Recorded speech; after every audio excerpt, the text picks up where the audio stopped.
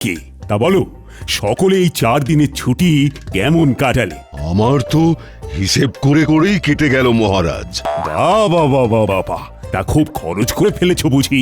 গে আমার তো মোহর গুনে গুনেই কেটে গেল মহারাজ। তোমার তো অগুন্তি মোহর, সেক্ষেত্রে গুনতে তো হবেই। আমি মেয়ের বাড়ি গিয়েছিলাম মহারাজ।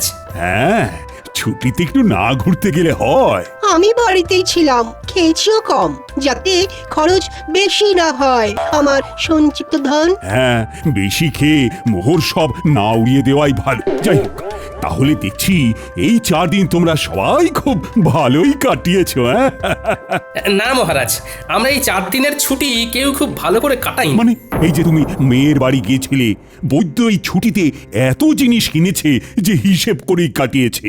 সভাকবি বাড়িতে ছিল কিন্তু কম খেয়েছে, আর মন্ত্রী অগুন্তি মোহর গুনেছে। তাহলে সবাই তো মনের সুখে যে যার কাজ করেছে।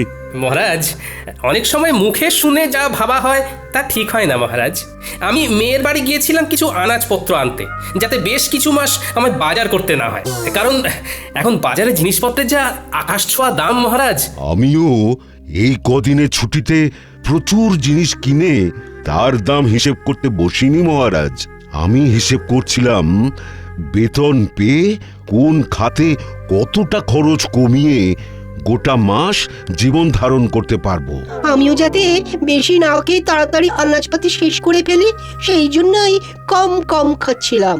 এরকমের কারণটা কি বুঝতে পারছি না তো। তোমরা তো সবাই যথেষ্ট পরিমাণে বেতন পাও, তাহলে আগে মহারাজ, অপরাধ নেবেন না। আপনার এই বেতনে এখনকার যা পরিস্থিতি, তাতে আমাদের মাস চালানো খুব দুষ্কর হয়ে যাচ্ছে। মহারাজ, আপনি বেতনের দিকটা একটু ভাবলে ভালো হয়। বেতনের দিকটা ভেবে দেখবো মানে কি বলতে চাইছো? বেতন বাড়ান মহারাজ, বেতন বাড়ান। অসম্ভব, অসম্ভব। এই তো বিগত 4 মাস আগেই বেতন বাড়িয়েছি। তোমরা সবার কাজের পাশাপাশি উপরি আয়ের ব্যবস্থা করো। উপরি আয়? মহারাজ, মাথা ঠান্ডা করুন। একটু ভাবুন মহারাজ, একটু ভাবুন। আমি তোমাদের কথা অনেক ভেবেছি, এবার তোমরাও আমার কথা একটু ভাবো। আমি বেতন বাড়াতে পারছি না, আর আজকের মতো এখানেই সভা শেষ করছি। তোমরা সবাই এসো।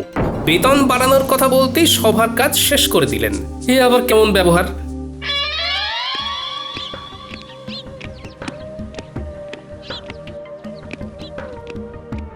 কি মহারাজ, আপনি এখন এই অসময়ে? হ্যাঁ, চলে এলাম আর কি। সবাই একটু গন্ডগোল হয়েছে। তারা বেতন বাড়াতে বলছে রানী, যা বেতন পাচ্ছে তাতে নাকি জিনিসপত্রের বাজারে যা আকাশ ছোঁয়া দাম তাতে হচ্ছে না। আপনি কি বলেছেন শুনি? আমি বলে দিয়েছি বেতন বাড়ানো এখন অসম্ভব। আমি ওদেরকে বলেছি উপরি আয়ের ব্যবস্থা করতে। সে কথা শুনে সবাই কি বললেন? সবাই আকাশ থেকে পড়লো। একটা কাজ করুন না মহারাজ, আপনার পশ্চিম দিকের যে মাঠটা রয়েছে সেইখানেই ওদের জন্য কিছু ব্যবস্থা করে দিন না। তোমার কথাটা মাথায় থাকলো, তবে 2 দিন বাদে বলবো। আগে দেখি ওরা কে কি করে। বেশ। গিন্নি, ও গিন্নি। বলো। এ কি গো গিন্নি, তুমি শুয়ে আছো? শরীর খুব খারাপ নাকি? দেখি দেখি। হেমা, তোমার গা তো জ্বরে পুড়ে যাচ্ছে। কিছু খাওনি নাকি? আমি উঠতে পারছি না। আজকে রান্নাটা যে কি করে করব বুঝতে পারছি না গো। হ্যাঁ, রান্না নিয়ে কিছু ভেবো না, ও আমি করে নিচ্ছি। তুমি শুধু চুপটি করে শুয়ে থাকো দেখি। না, সে কি করে হয়? তোমার এসব রাধা বাড়া অভ্যেস নেই। আরে তোমারও কি জন্ম থেকেই স্বামীর সাথে ঘর করার অভ্যেস ছিল? হ্যাঁ, সেই তো আমার সাথে বিয়ের পরে অভ্যেসটা হয়েছে। আমার কথা আলাদা, আমি মেয়ে মানুষ। বা রে বা, বেটা ছেলে বলে কি রান্নার অভ্যেস তাও আবার কদিনের জন্য হবে না? এইসব একদম বাজে কথা গিন্নি। তাও আমার খারাপ লাগবে। তুমি এখন থামো তো গিন্নি। শোনো, আমি এই কদিন রাঁধবো, আর তুমি শুধু গ্যাট হয়ে খাটের উপর বসে খাবে, বিশ্রাম নেবে। তুমি শুধু আমি রান্নাটা কেমন করি সেটা দেখো।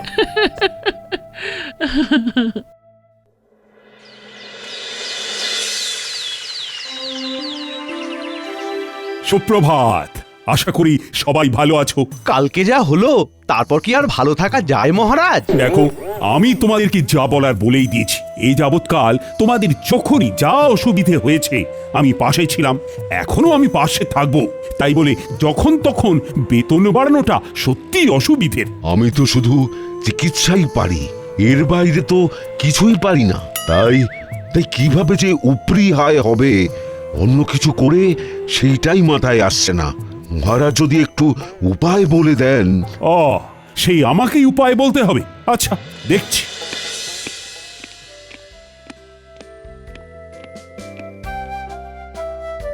মহারাজ, বলছি কি, সুপ্রভাত রানীমা। সুপ্রভাত।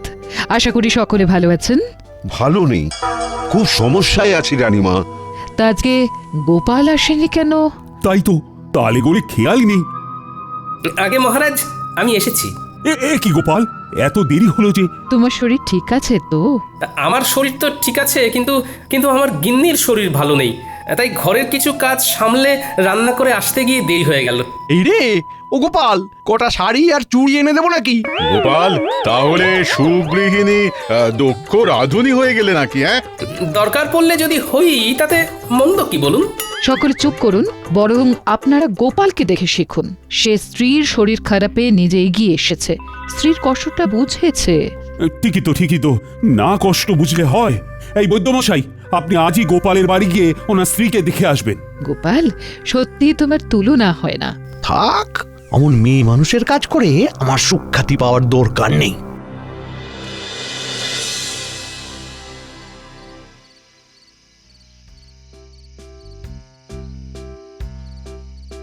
কি ব্যাপার রানী, এমন উদাস ভাবে বারান্দায় দাঁড়িয়ে? ভাবছি গোপাল গিন্নির কত ভাগ্য ভালো। কেন? এই যে সে এমন এক স্বামী পেয়েছে যে তার সব দুঃখ কষ্ট বোঝে। আর তোমার স্বামী বুঝি সেটা বোঝে না? না, কিছু কিছু সময় বোঝে, আবার কিছু কিছু সময় বোঝে না। আচ্ছা, বুঝেছি। তোমার মন পেতে গেলে আমায় তাহলে একদিন লুকিয়ে লুকিয়ে ঠাকুরদের সরিয়ে তোমাকে রেঁধে খাওয়াতে হবে, তাই তো? আপনি রাঁধতে পারবেন? কি জানি, তবে চেষ্টা করে দেখতে পারি। আমার মনে হয় আপনি আর আপনার সভাসদেরা, মানে গোপাল বাদে কেউ রাঁধতে পারবেন না। এত বড় অপবাদ দিও না রানী। গোপাল ছাড়াও আর বাকিদের ভিতরে কেউ না কেউ নিশ্চয়ই রাঁধতে পারে। বলছেন? আচ্ছা, একটা কাজ করলে কেমন হয়? কাজ? কি কাজ? আপনাকে ওই দিন বলছিলাম না, আপনার পশ্চিম দিকের মাঠটায় ওদের কিছু একটা উপরি আয়ের জন্য ব্যবস্থা করে দিন। হ্যাঁ, তার সাথে এর কি সম্পর্ক? শুনুন, আপনি আপনার সভাসদদের বলুন তারা ওই মাঠটায় নিজের ইচ্ছে মতো তৈরি করা খাবারের দোকান ওই বিকেলবেলার দিক থেকে রাত্রিবেলা পর্যন্ত দিতে পারেন। তাতে কি লাভ হবে? তাতে এনাদের উপরি আয়ও হবে। সবার কাজ শেষ করে তারা অনায়াসে খাবার দোকান খুলে খাবার বিক্রি করতেই পারবেন। হ্যাঁ, দারুণ বলেছে তো। আচ্ছা, তাই খাবারগুলো কি সভাসদেরই বানাতে হবে? এমন কোনো কথা আছে কি? মানে যেহেতু তুমি তখন ওই রান্নার প্রসঙ্গ তুলেছিলে, তাই জিজ্ঞাসা করছি। সেই খাবারগুলো সভাসদেরই বানাতে হবে এমন তো কোনো বাধ্যবাধকতা নেই। তারা চাইলে তাদের স্ত্রী বা বাইরের কারো সাহায্য নিতেই পারেন। তবে যারা নিজের হাতে খাবার বানিয়ে বিক্রি করবেন তাদেরকে পুরস্কার হিসেবে 2 থলি করে মোহর দেওয়া হবে। রানী, তোমার প্রস্তাবটাকে আরেকটু পরিবর্তন করে দিই। সভাসদের এমন বলি, বেশ কিছুদিন ব্যাপী পশ্চিম দিকের বড় মাঠটায় একটা ভোজন মেলার আয়োজন করতে চাই। তাই আমার ইচ্ছে, আমার সভাসদেরা এই ভোজন মেলায় হরেক রকম খাবারের পসরা নিয়ে খাবারের দোকান দিক। তার মধ্যে যে সভাসদেরা নিজের হাতে রান্না করবে তারা প্রত্যেকে পুরস্কার বাবদ 2 থলি করে মোহর পাবে, এবং যে সভাসদের খাবারের দোকানে সব থেকে বেশি বিক্রি হবে সে পুরস্কার স্বরূপ 5000টা মোহর পুরস্কার পাবে। অতীব উত্তম। শুধু উপরি আয়ের জন্য ওনারা সবাই খাবারের দোকান খুলতে রাজি নাও হতে পারেন, তার থেকে পুরস্কারের কথা বলে মেলায় খাবারের দোকান খোলার প্রস্তাব দেওয়াটা একদম উপযুক্ত। আপনি কালকেই ঘোষণা করে দিন মহারাজ। ভাবছি আমিও যদি দোকান দিই তাহলে আমাকে পুরস্কার দেবে বলো তো রানী? তা আমি কি জানি।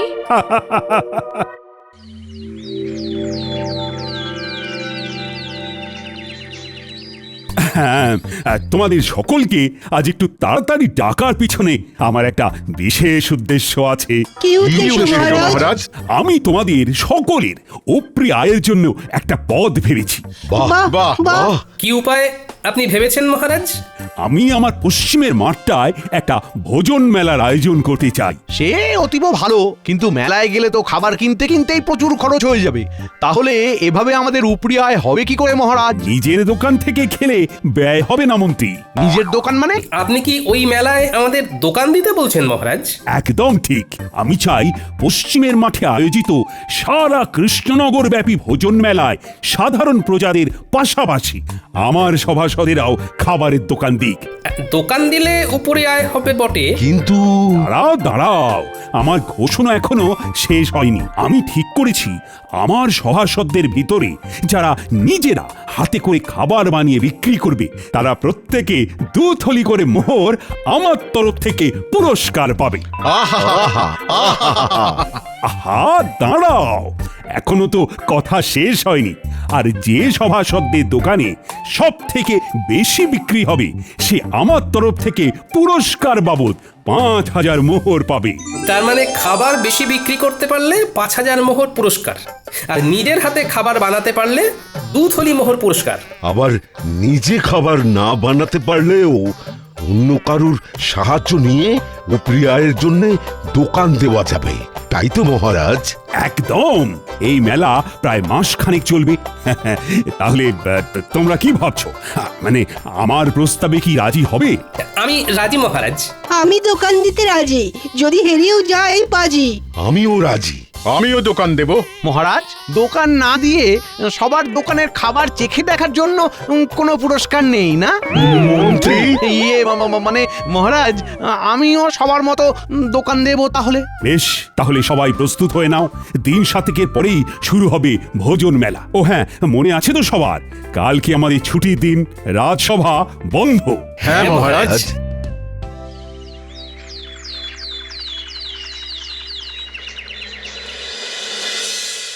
গিন্নি, ও গিন্নি, আরে ও গিন্নি, শোনো না। হ্যাঁ, তাহলে তাহলে তুমি বলছো আমি বেশ ভালো করেই জিলিপি, অমৃতি, গজা এসব বানাতে পারবো না? হ্যাঁ, খুব খুব ভালো করে পারবে।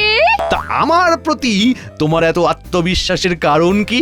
আরে বাবা, জিলিপি অমৃতি বানাতে গেলে শুধু ময়দার মিশ্রণটা এই টকবকে গরম তেলের ভিতরে ভালো করে প্যাঁচ দিয়ে গোল গোল আকৃতি করে পাক দিলেই তৈরি হয়ে যায়।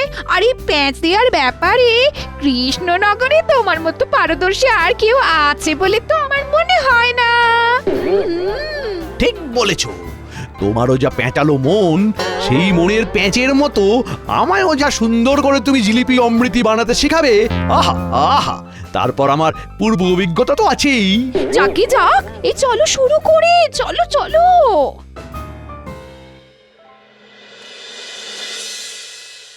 বলি, ও গোপাল, আমার দ্বারা এসব হবে না। আমি আগে কখনো রান্না করিনি। হবে না মানে? সব হবে। তুমি নিজে না একজন বিজ্ঞানী, তুমি এরকম করলে হবে? চেষ্টা করলে সব হয় বন্ধু। আগে গোল গোল লুচি বানাতে শিখতে হবে, তারপর আলুর দম। গিন্নির থেকে সব জেনে এসেছি। এর থেকে সূত্র বা কোনো যন্ত্র আবিষ্কার করা অনেক সহজ। মেলা বেলা হয়ে যাচ্ছে বন্ধু। ইস, এরকম যদি কোনো যন্ত্র থাকতো যার দ্বারা আপনা আপনি খাবার হয়ে যেত। আগে লুচি আলুর দমটা শেখো, তারপর তুমি ওরকম যন্ত্র আবিষ্কার করো, কেমন? না, মানে কোনো ইয়ে টিয়ে নয়, চুপচাপ কাজে নামো। তুমি তো জানোই আমি ছড়ার পাত্র নই।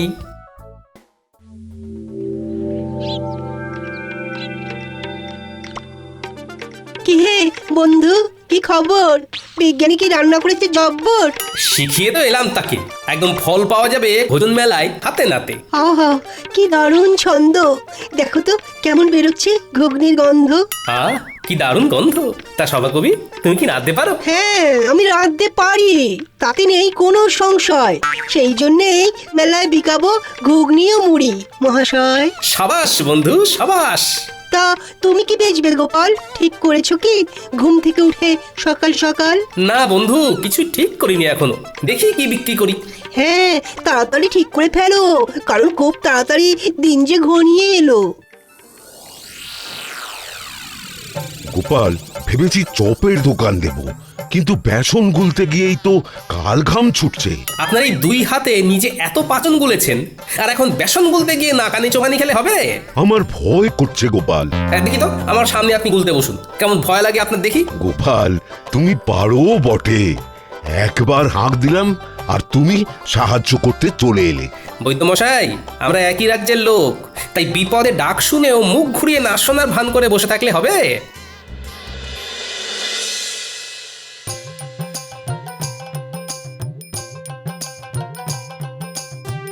হ্যাঁ গো, এলে? হ্যাঁ হ্যাঁ, মোটামুটি সবার বাড়ি একবার করে ঢু দিয়ে এলাম, বুঝলে গিন্নি। দেখলাম মোটামুটি সবাই একদম জোর কদমে রান্নার প্রস্তুতি নিচ্ছে। তা তুমি কি বানাবে কিছু ঠিক করলে? এমনিতে বাড়ির রান্না তো বেশ ভালোই করছো। সেটাই তো এখনো ঠিক করে উঠতে পারিনি। সবাই মোটামুটি সেই গতে ধরা রান্নাই করছে। না, আমায় একটু অন্যরকম কিছু ভাবতে হবে। দাদু, ও দিদা, এক ঘটি জল দাও না। ঝাল কি ঝাল!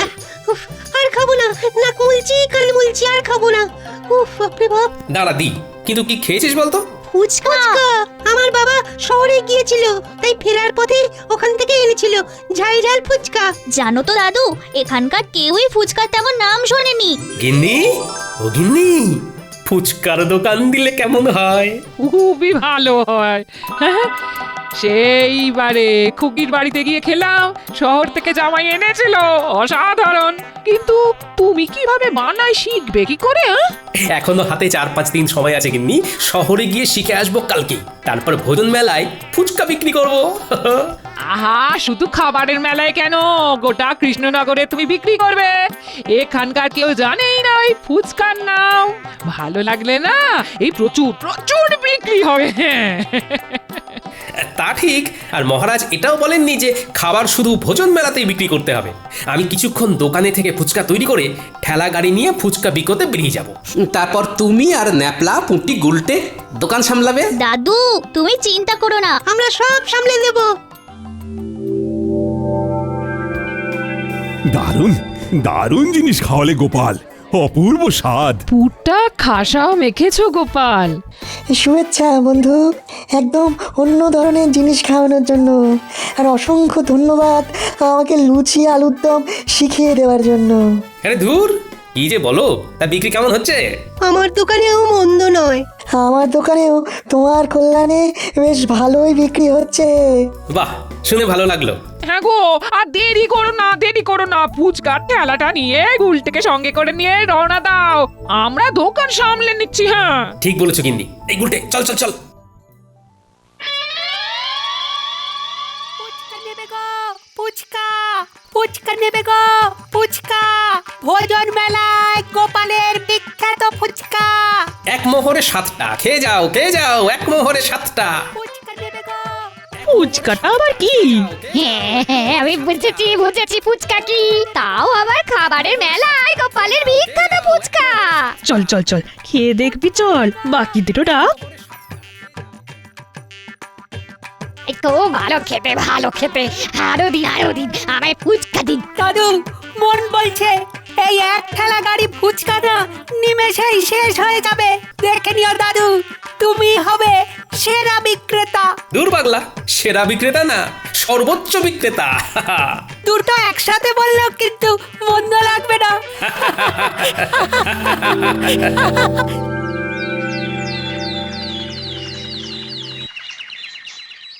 গোনো গোনো খাজাঞ্চি গোনো, কার কত আয় হলো দেখি।